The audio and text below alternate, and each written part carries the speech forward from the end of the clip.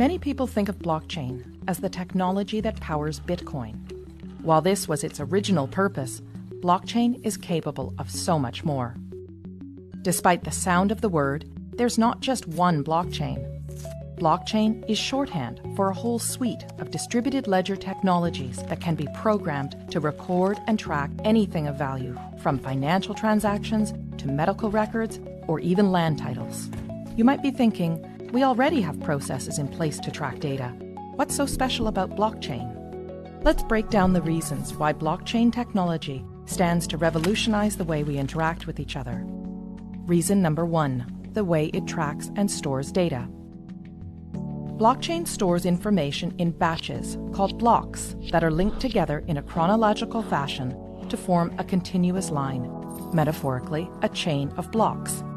If you make a change to the information recorded in a particular block, you don't rewrite it. Instead, the change is stored in a new block showing that X changed to Y at a particular date and time. Sound familiar? That's because blockchain is based on the centuries-old method of the general financial ledger. It's a non-destructive way to track data changes over time. Here's one example.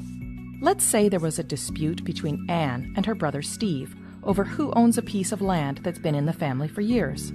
Because blockchain technology uses the ledger method, there is an entry in the ledger showing that Adam first owned the property in 1900.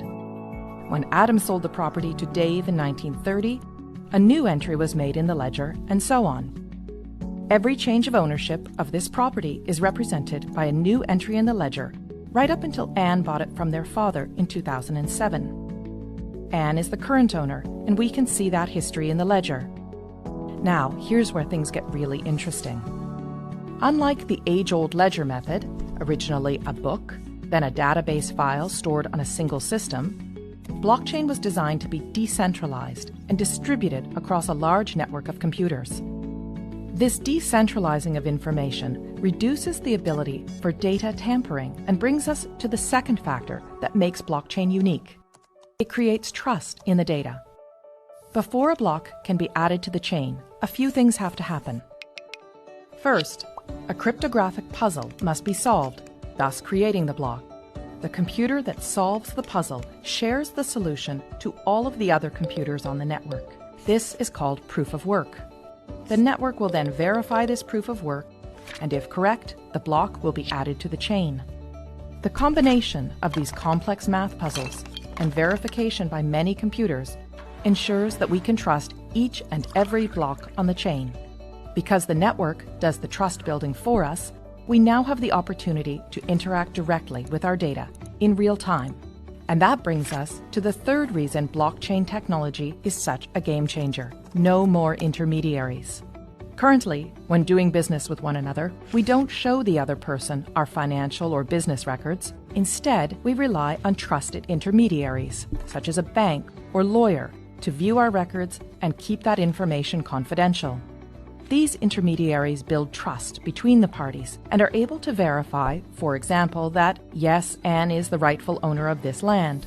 This approach limits exposure and risk, but also adds another step to the exchange, which means more time and money spent. If Anne's land title information was stored in a blockchain, she could cut out the middleman, her lawyer, who would ordinarily confirm her information with Steve. As we now know, all blocks added to the chain have been verified to be true and can't be tampered with, so Anne can simply show Steve her land title information secured on the blockchain. Anne would save considerable time and money by cutting out the middleman. This type of trusted peer-to-peer interaction with our data can revolutionize the way we access, verify, and transact with one another.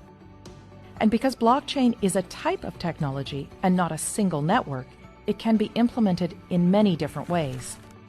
Some blockchains can be completely public and open to everyone to view and access. Others can be closed to a select group of authorized users, such as your company, a group of banks, or government agencies. And there are hybrid public-private blockchains too. In some, those with private access can see all the data, while the public can see only selections. In others, everyone can see all the data, but only some people have access to add new data. A government, for example, could use a hybrid system to record the boundaries of Anne's property and the fact that she owns it while keeping her personal information private. Or it could allow everyone to view property records but reserve to itself the exclusive right to update them. It is the combination of all these factors, decentralizing of the data, building trust in the data, and allowing us to interact directly with one another and the data, that gives blockchain technology the potential to underpin many of the ways we interact with one another. But, much like the rise of the internet, this technology will bring with it all kinds of complex policy questions around governance, international law, security, and economics. Here at the Centre for International Governance Innovation, we seek to bring trusted research that will equip policymakers with the information they need to advance blockchain innovations, enabling economies to flourish in this new digital economy.